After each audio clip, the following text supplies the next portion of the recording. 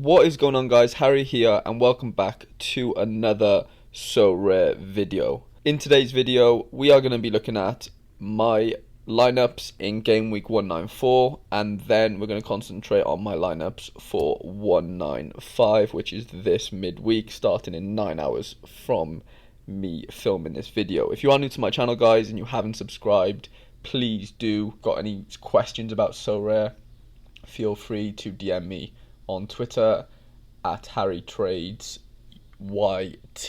But other than that, we're going to get straight into the action here in game week 194.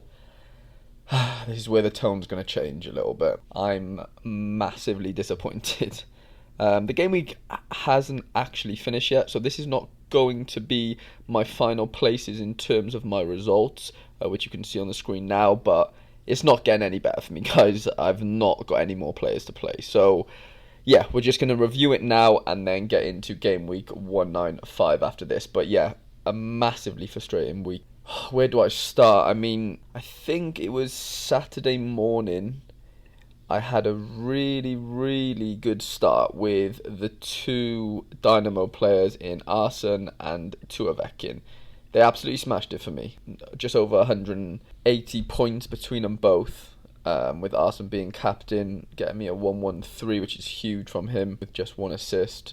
Yeah, it was crazy frustrating. I then see Ricardo Pepi play that evening and score a goal, which was huge. He hasn't scored in a little while, so I'm looking good after 3 cards played. I had 2 cards to play. I think Lafont was playing on the Sunday, and GW195 was playing Saturday night, but even later than Ricardo Pepi. So it was looking good at one point, guys. It was looking really good. And then this happened, the 13.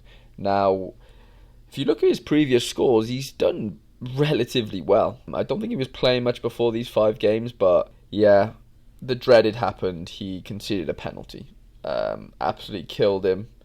They ended up winning the game, but yeah, his score was just horrendous. And it just killed my chances massively, guys. It just deflated me. And then the cherry on the top was, I actually tweeted about this, but Tanguy Nianzou, who plays for Bayern Munich, who I thought would be a star this year, but Sule has sort of taken his space, or his spot. Ended up starting this weekend at right back, so Sule still started with Upamecano. But anyway, Tanguy started. And of course, I didn't put him in my lineup because he didn't start the week before. So, yeah, he could have played instead of GW195. Not that his score would have been crazy better, but I think he ended up getting like 40, which is a lot better than 13.91. And then on Sunday, Lafont played. They lost 1-0 to Rennes. He didn't obviously get a clean sheet, so ended up on a score of 43 for me. So, yeah, it just wasn't enough. I just finished outside of the card positions for a tier 3, which is obviously very frustrating. But 314 as a score isn't bad considering the GW195 situation. So yeah, that was a really frustrating lineup. This was very frustrating equally, but probably secondary to the under 23 D14 that I just showed you. So Daniel Fomin, another good score from him. Obviously his base card or his rare card would have got 53, but as he's a super rare, got me nearly 66 points, which is decent considering he didn't have any decisives. Shunin, clean sheet. That I think Ural had a red card really early on, so I don't even think he made a save, but got the clean sheet, 74 points for me. Wendell, no decisives, but again, a real good score of 66. Douglas Santos was on a better score than this until they conceded, but yeah, 52 is respectable, I guess. And then the Zenit manager decides to drop Azmoun and played Zuba and somebody else up front that wasn't in the name of Azmoun. So that absolutely killed me and blew my chances of anything. Yeah, I spoke to a few guys who know a bit about Russian football. Apparently it was a tactical decision. Maybe it's to do with the transfer. I don't know. But yeah, that just killed me, guys. I'll be honest. That just deflated me massively when he didn't start. Although he came on, he had 20 minutes. He didn't do anything. So that was frustrating. Another frustrating lineup. So Patrick Schick starts the weekend off for me really well with a goal, 78 points. I'm flying. Then I wake up to a 3-3 game between Lyon and Clermont-Foot, which I did not expect. Means obviously Anthony Lopez's score is rubbish. To be fair, Dubois, considering he conceded 3, still had a good score of 70 in terms of his super rare card for me. And then Lorenzo Pellegrini, decent score. I banked on him getting undecisive against Fiorentina, especially in a 3-1 win, but it didn't happen. And then to top it off, Jeremy Doku, 43, isn't going to win you many cards, but got injured. So, yeah, just what I needed. Just what my Champion Europe D3 team needed.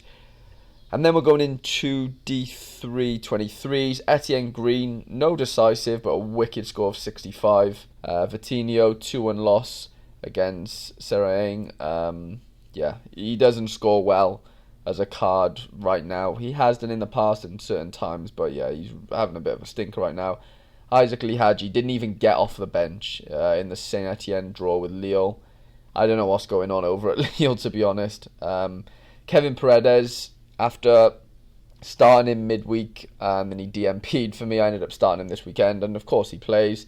But yeah, average score 45. And then Lokonga, 42 as a captain, just isn't going to cut it. Obviously, Chelsea looked really good against Arsenal, so yeah, he didn't really do much. And then, what a shock, another frustrating lineup. So I had my Osaka stack in here, Sakamoto, decisive, Muruashi as decisive, no clean sheet here, which is frustrating, but just under 46 was respectable.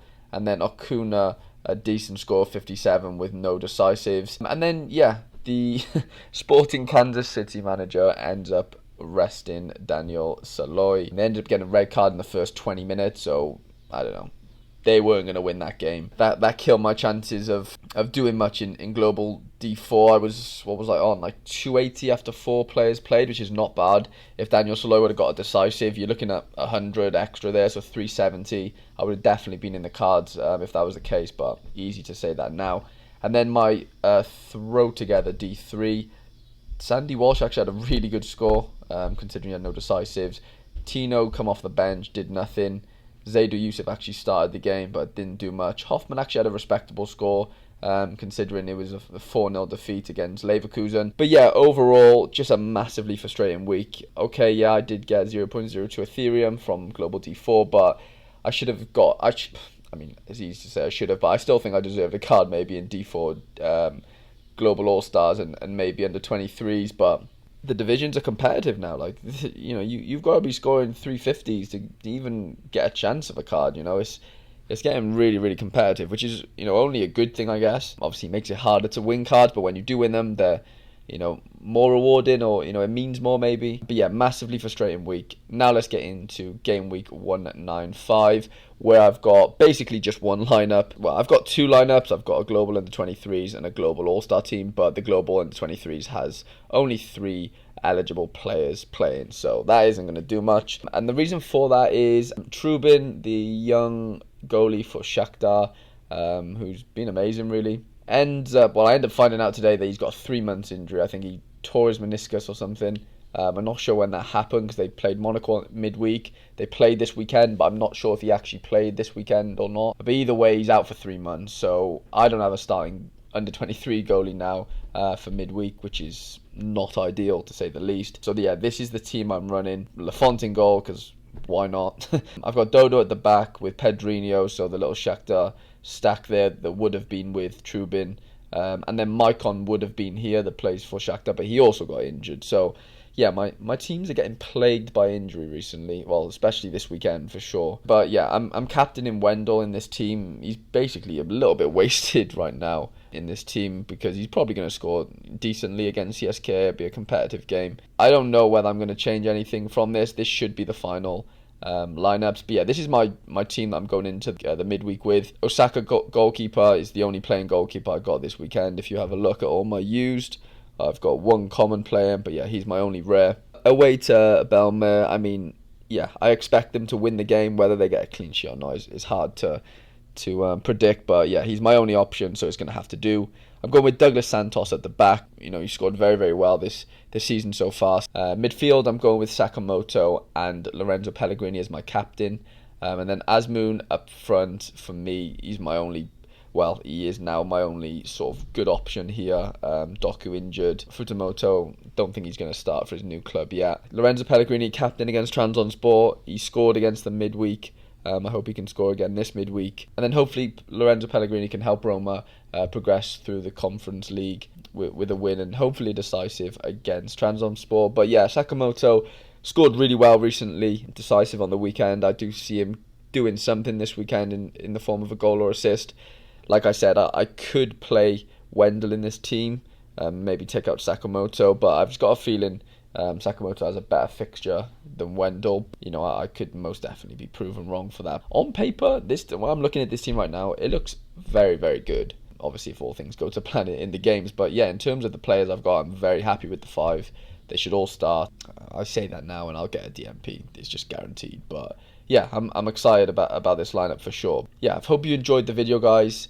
Let me know if you like the format of them. Let me know if you'd like to see any changes. Let me know any other video or series ideas that you'd like me to introduce. But I hope you have enjoyed. Leave a like if you did, and I shall see you in the next video.